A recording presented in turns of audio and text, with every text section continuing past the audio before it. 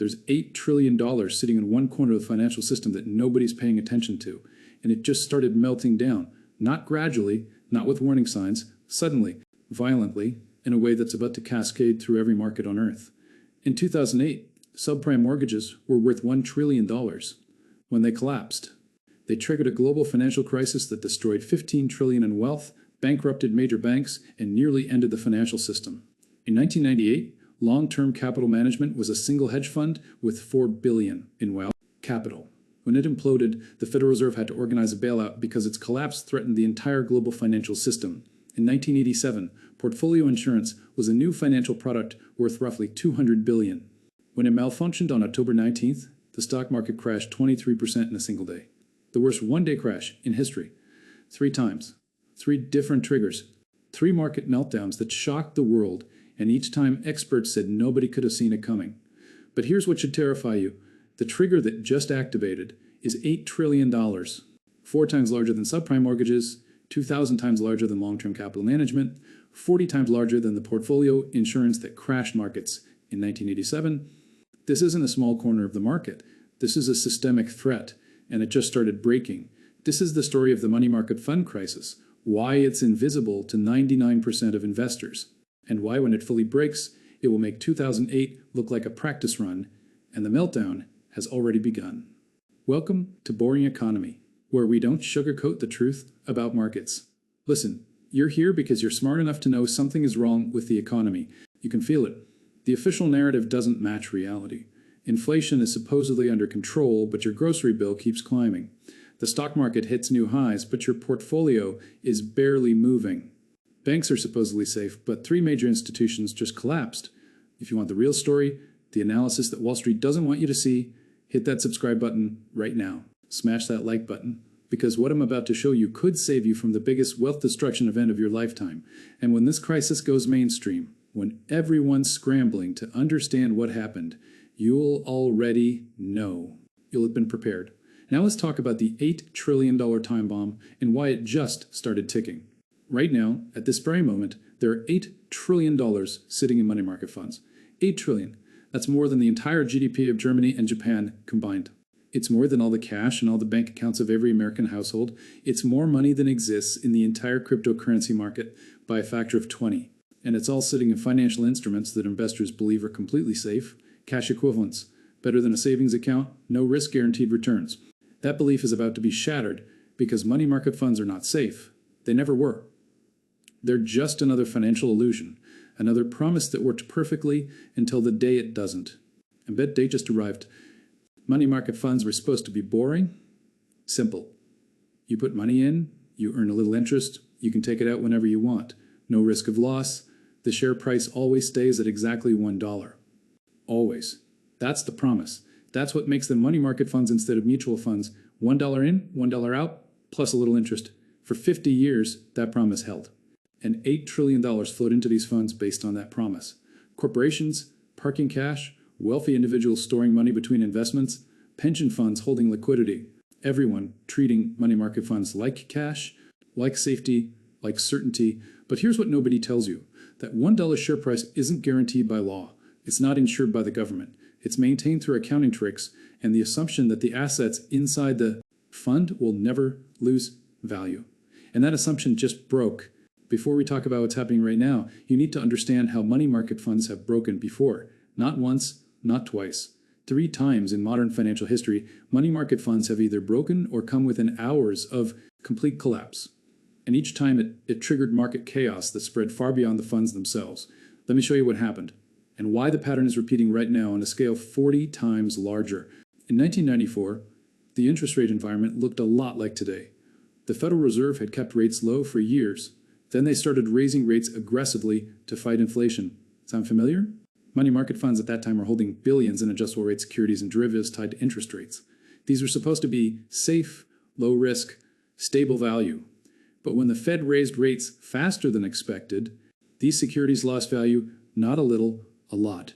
The funds were suddenly holding assets worth 95 cents on the dollar, 90 cents, 85 cents, and they had promised investors that shares would always be worth exactly $1. Stage 1 was the asset value decline. Orange County, California ran a massive investment pool that functioned like a money market fund, $7.5 billion. They were earning higher returns than traditional funds by using leverage and derivatives. When interest rates rose, those derivatives collapsed in value. The portfolio lost 20% of its value almost overnight. $1.5 billion gone. Stage 2 was the liquidity crisis. Investors saw the losses and panicked. They tried to withdraw their money, but the fund couldn't sell assets fast enough without taking massive losses. And if they sold at market prices, the $1 share price would break. They would have to tell investors, sorry, your dollar is now worth 90 cents. The redemptions accelerated. More withdrawals meant more forced selling. More forced selling meant bigger losses. The death spiral had begun. Stage 3 was the declaration of insolvency. In December 1994, Orange County declared bankruptcy, the largest municipal bankruptcy in American history at that time. $7.5 billion in losses. Thousands of investors who thought their money was completely safe discovered it was gone. Not lost in stocks, not lost in risky investments, lost in what was supposed to be a safe, boring, money market equivalent. The shock rippled through the financial system. If a California county could lose billions in supposedly safe investments, what else was hiding losses? Stage 4 was the contagion. Other investment pools and money market funds came under scrutiny. Investors started pulling money out of anything that looked similar. Redemptions surged across the industry. The Federal Reserve had to step in, providing liquidity to prevent a broader collapse. The crisis was contained barely, but the warning was clear. Money market funds are only safe until they're not. Now let's jump forward 14 years. In September 2008, the financial system was already in crisis. Lehman Brothers had just collapsed. Bear Stearns had failed months earlier. Credit markets were frozen. Banks weren't lending to each other. Fear was everywhere. And in the middle of this chaos, a money market fund called the Reserve Primary Fund broke the buck. Those 4 words, breaking the buck, mean the share price fell below $1. The promise was broken. The Reserve Primary Fund had $7 billion in assets, a small fund compared to industry giants, but it held $785 million in Lehman Brothers commercial paper. When Lehman declared bankruptcy on September 15th, that paper became worthless instantly. The fund's assets fell to 97 cents per share. Stage 1 was the announcement. On September 16, 2008, the Reserve Primary Fund announced it could no longer maintain a $1 share price. Investors would get back 97 cents for every dollar invested. 3% loss doesn't sound like much, but in money market funds, any loss is catastrophic, because these funds are supposed to be cash, and cash doesn't lose value. Stage 2 was the panic. Within hours, investors tried to pull $3 trillion out of money market funds. $3 trillion in a single week, the largest bank run in American history. Not a run on banks, a run on money market funds. Investors who had treated these funds like checking accounts suddenly realized their money wasn't safe. Everyone rushed for the exits at once. Stage 3 was the market freeze. Money market funds hold their money in commercial paper and short-term corporate bonds. When they had to sell these assets to meet redemptions, there were no buyers. The entire commercial paper market froze. Companies like General Electric couldn't roll over short-term debt. They couldn't make payroll. The real economy was hours away from shutting down completely. Not because of subprime mortgages, because money market funds were breaking and triggering a liquidity crisis in the commercial paper market. Stage 4 was the government bailout. The Treasury Department announced a temporary guarantee program for money market funds. The Federal Reserve created emergency lending facilities to buy commercial paper directly. Hundreds of billions in government support to stop the panic. It worked. The run stopped, the funds stabilized, the crisis was contained, but it took the full force of the U.S. government to prevent complete collapse of the $800 billion industry. The same threat appeared again in March 2020. COVID lockdowns had just begun. Markets were in free fall, and money market funds started breaking again. Investors pulled out over $100 billion in a new single week. The funds had to sell assets, but there were no buyers. Treasury bonds, supposedly the safest assets in the world, couldn't find buyers at reasonable prices. The Treasury market, the foundation of the entire global financial system, started to malfunction because money market funds were dumping assets to meet redemptions. Stage 1 was the redemption surge. In the week of March 18, 2020, investors pulled $130 billion out of prime money market funds, the largest weekly outflow in history, bigger than 2008, faster than 2008. Stage 2 is the market dysfunction. As funds sold assets, bid-ask spreads in treasury markets widened to levels not seen since 2008. market makers stopped providing liquidity. The most liquid market in the world, U.S. Treasuries, was seizing up, not because Treasuries were risky, because forced selling for money market funds overwhelmed the market's ability to absorb sales. Stage 3 was the intervention. On March 20th, 2020, the Federal Reserve announced unlimited quantitative easing. Unlimited. They would buy as many treasuries and mortgage-backed securities as needed to stabilize markets. They also created the Money Market Mutual Fund Liquidity Facility, a program to lend directly to money market funds so they wouldn't have to sell assets. Hundreds of billions in emergency support deployed in days. Stage 4 was the stabilization. The panic stopped. Redemptions slowed. Markets recovered, but only because the Federal Reserve stepped in with overwhelming force. Without intervention, the $8 trillion money market fund industry would have collapsed, and it would have taken the financial system with it 3 times: 1994, 2008.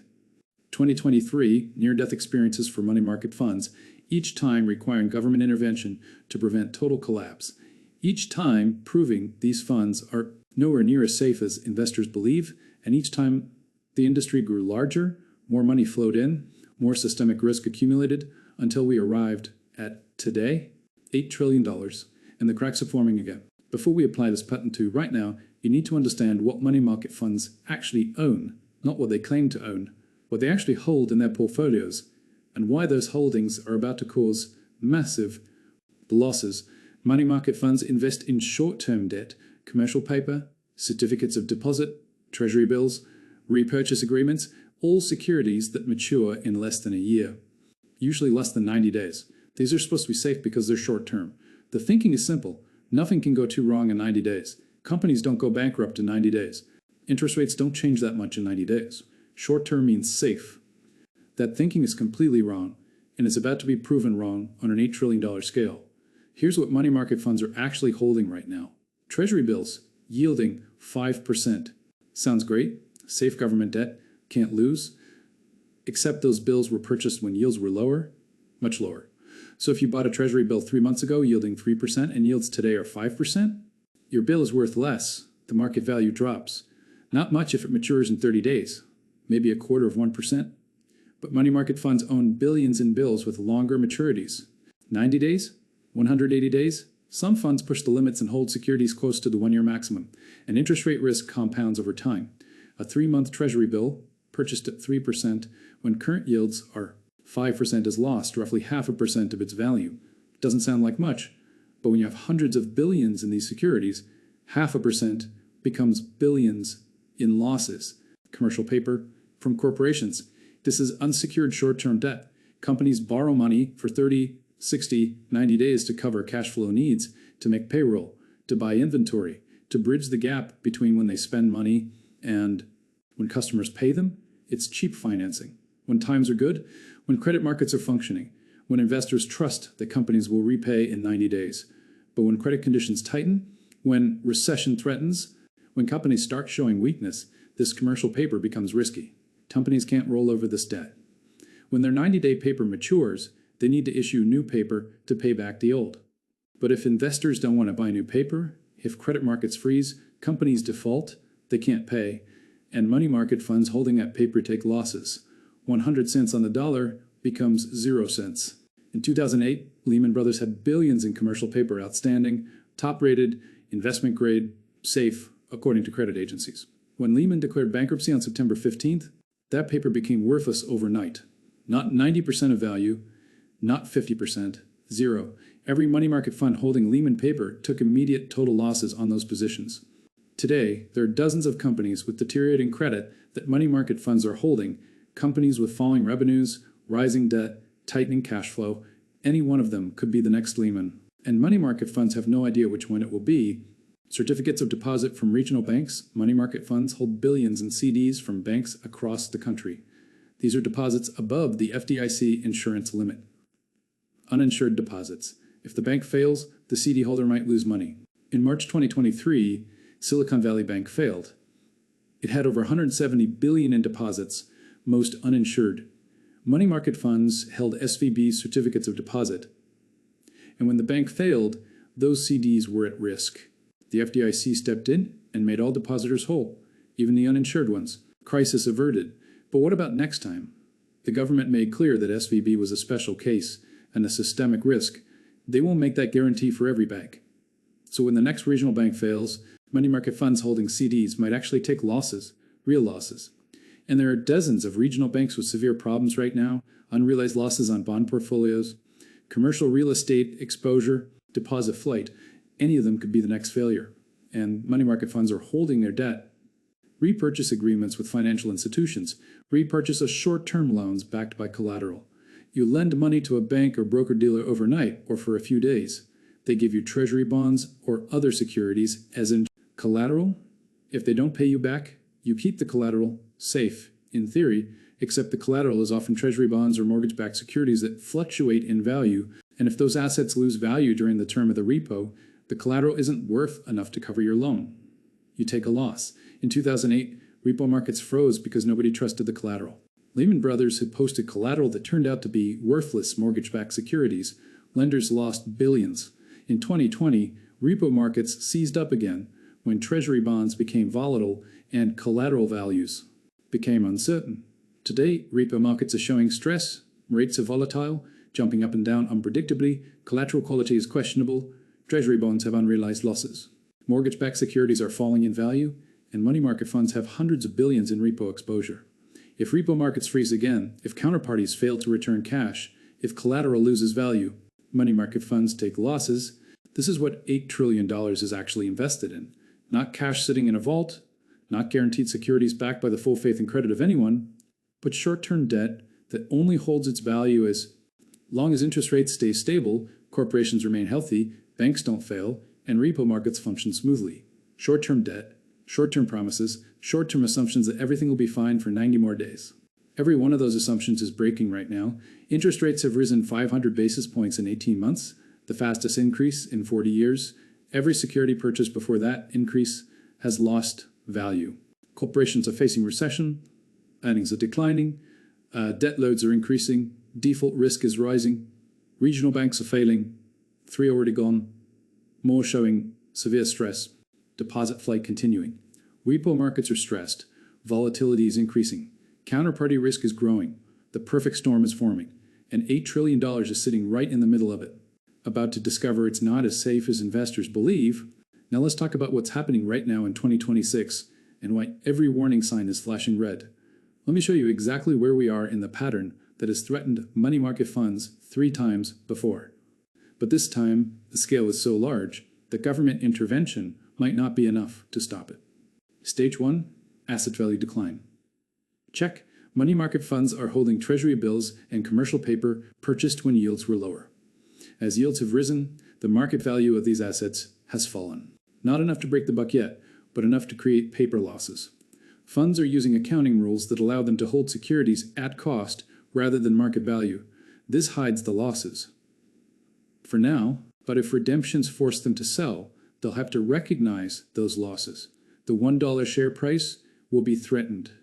Regional bank certificates of deposit are losing value, not officially, not in the accounting, but in reality, a CD from a bank with $10 billion in unrealized losses is not as safe as a CD from a healthy bank. Money market funds are pretending that these are equivalent. They're not. When the next wave of bank failures hits, these CDs will take losses, and money market funds will have to tell investors their dollars are worth 95 cents. Corporate commercial paper is deteriorating, credit spreads are widening, companies are paying higher interest rates to borrow for short periods. That's a sign of stress, of concern, of risk that wasn't priced in before. Money market funds holding this paper are sitting on losses they haven't recognized yet. Check. Stage 2, the liquidity crisis. Check. Investors are already starting to pull money out of prime money market funds, the funds that hold corporate debt instead of just treasury bills.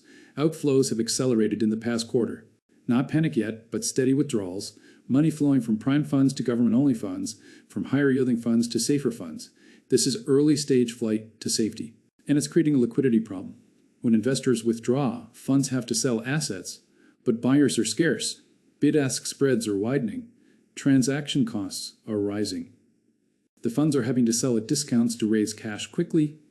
This creates losses, small losses now, but losses that will compound if redemptions accelerate. Corporate treasurers are pulling cash from money market funds and moving it to treasury bills directly. They're cutting out the middleman. They don't trust the funds anymore. Not after seeing 3 regional banks fail, not after watching Silicon Valley Bank depositors nearly lose billions. They want direct ownership of treasuries, not a claim on a fund that owns treasuries. This withdrawal of corporate cash is draining billions from the system. Check. Stage 3, the breaking point. This is where we are right now. We're at the edge. One more shock, one more trigger, and the $8 trillion structure collapses. What could that trigger be? Another major bank failure? If a top 20 bank fails, if a major regional institution goes under, the CDs that money market funds hold become worthless. Losses of tens of billions across the industry, share prices break below $1. Panic begins? A corporate bankruptcy. If a major investment-grade company defaults on commercial paper. If a name like Boeing or AT&T or Southwest Airlines suddenly can't pay short-term debt, money market funds holding that paper take immediate losses. The $1 share price breaks, redemptions surge, a repo market freeze. If repo markets seize up the way they did in 2019 and 2020, money market funds can't roll over hundreds of billions in financing. They have to sell assets. Forced selling drives prices down. Losses mail, the death spiral begins, an interest rate shock. If the Federal Reserve is forced to raise rates again to fight inflation, if yields spike to 6 or 7%, every treasury bill in every money market fund portfolio loses value. The mark-to-market losses become too large to hide. Funds have to recognize them. Share prices fall below $1. We're one shock away from stage 3 becoming stage 4, and the shocks are lining up. Bank stress is increasing, corporate defaults are rising, repo markets are volatile, interest rate uncertainty is extreme. Any one of these could be the trigger, and when it hits, $8 trillion will try to exit through a door built for $800 billion. Stage 4 is the catastrophic collapse. This is what happens when $8 trillion breaks at once. Not a managed decline, not a controlled adjustment, not a gradual repricing. A panic that dwarfs 2008 and 2020 combined. A systemic meltdown that makes the subprime crisis look like a minor correction. Investors will try to pull trillions out of money market funds simultaneously. Trillions. In a matter of days, maybe hours, the funds will be forced to sell assets into a market with no buyers, every fund trying to sell at the same time, every fund desperate for cash to meet redemptions, every fund willing to accept any price just to raise liquidity. Treasury bills will gap down. The safest asset in the world will lose value because nobody can buy the volume being sold. Yields will spike, not gradually, violently, from 5% to 7% overnight, maybe higher. This will destroy every other bond market. If treasuries are yielding 7%, corporate bonds need to yield 10%, mortgage rates jump to 9%, the housing market freezes completely, nobody can afford to buy, commercial paper markets will freeze completely. Totally. Not a slowdown, a complete shutdown. No company will be able to borrow short term. None companies that depend on rolling over commercial paper to make payroll will face immediate crisis. They can't borrow, they can't pay workers, they can't buy inventory, they can't function. Major corporations with billions in revenue will discover they can't operate because they can't access 90-day financing, payrolls won't get met, workers will show up Monday morning to discover the company can't pay them, not because the business is bad, because the commercial paper market froze. Supply chains will seize. Companies can't buy materials, can't ship products, can't maintain operations. The real economy grinds to a halt, not because of recession, because the short-term credit market that enables daily commerce has stopped working. The Federal Reserve will try to intervene. They'll announce emergency measures. They'll try to buy commercial paper directly. They'll try to lend to money market funds. They'll create special facilities. They'll promise unlimited support. But $8 trillion is too large.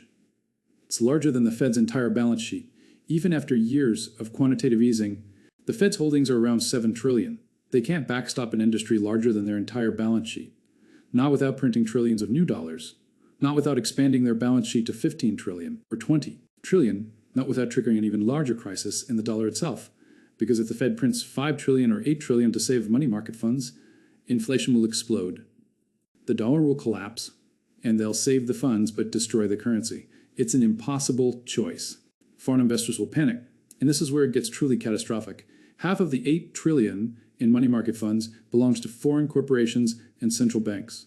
Japanese companies holding dollar cash, European pension funds parking money, Chinese corporations storing export proceeds, They all use US money market funds as a safe place to hold dollars. When they see share prices breaking, when they see the $1 promise violated, when they see the US government unable to contain the crisis, they'll flee dollar-denominated assets entirely. Not just money market funds, everything. They'll dump treasuries, trying to get out before everyone else. They'll sell dollars in the foreign exchange market, converting to euros, yen, yuan, anything that isn't collapsing. They'll move to gold, to commodities, to hard assets, anything tangible. This will trigger a currency crisis on top of a money market crisis. The dollar will fall 10%, 20%. The kind of move that usually takes years will happen in weeks. Foreign central banks hold trillions in dollar reserves. If they lose confidence in dollar safety, if money market funds breaking destroys the illusion of dollar stability, they'll diversify away from dollars faster. The capital flows will be enormous, unstoppable. The stock market will implode because money market funds are the shock absorber for the entire financial system and the safety valve, the place investors go when they're scared. When investors sell stocks, they move to cash. That cash sits in money market funds. It's automatic. Brokerage accounts sweep cash into money market funds overnight. When money market funds break, there's nowhere to move, no safe haven, no exit, no place to hide. Investors will sell stocks and discover they can't get to safety because money market funds aren't safe anymore. The only option is to hold cash in regular bank accounts. But banks are failing too. Regional banks are collapsing. Deposits are at risk. So where does the money go? Nowhere. There's no safe place. This realization will cause selling to accelerate. Panic selling, indiscriminate selling. The market will gap down 20% in a day, 30% in a week, maybe 40% in 2 weeks. Not a gradual bear market.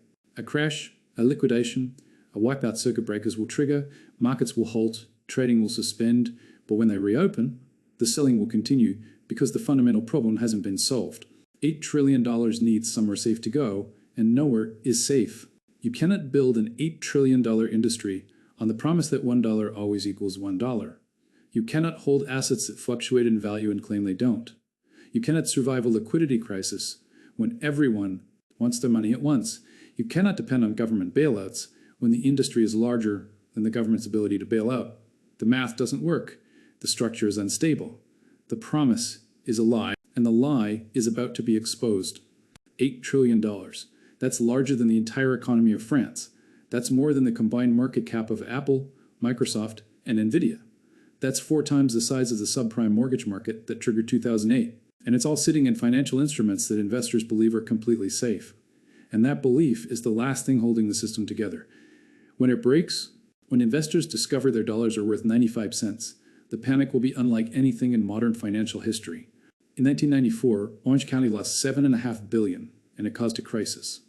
In 2008, Reserve Primary Fund broke with $7 billion in assets, and it nearly ended the financial system. In 2020, $100 billion in redemptions required unlimited Fed intervention. What happens when $8 trillion breaks at once? Nobody knows, because it's never happened before. We're in uncharted territory. This is the biggest financial weapon of mass destruction ever created, and the countdown to detonation has begun. The trigger is already activated. Asset values are declining, redemptions are accelerating, liquidity is tightening. We're one shock away from stage 4, one bank failure. One corporate default, one market freeze, and the $8 trillion meltdown goes from slow motion to freefall. The experts will claim nobody saw it coming. They'll blame unexpected events, black swans, unforeseeable circumstances. But the warning signs are everywhere. Money market funds have broken 3 times before. The pattern is clear, the mechanism is understood, the only difference is scale. And this time, the scale is so massive that the normal emergency measures won't work. The government might not be able to stop it. The Federal Reserve might not be able to contain it. This might be the crisis that breaks the emergency response system itself. If this opened your eyes to the biggest threat in financial markets right now, if this showed you something that nobody else is talking about, you need to subscribe to this channel immediately. Hit that subscribe button right now. Smash that like button. Because when this $8 trillion meltdown goes from slow motion to collapse, when share prices break and panic begins, when the government tries to intervene and discovers the problem is too big to solve, you'll want to understand what's happening and why. The money market fund crisis isn't some theoretical risk. It's happening right now. The cracks are forming, the structure is breaking. $8 trillion is about to discover that the promise of safety was an illusion. Make sure you subscribed, because when this story breaks mainstream, when everyone's asking how this happened, you'll already know. You saw it coming, and you were prepared.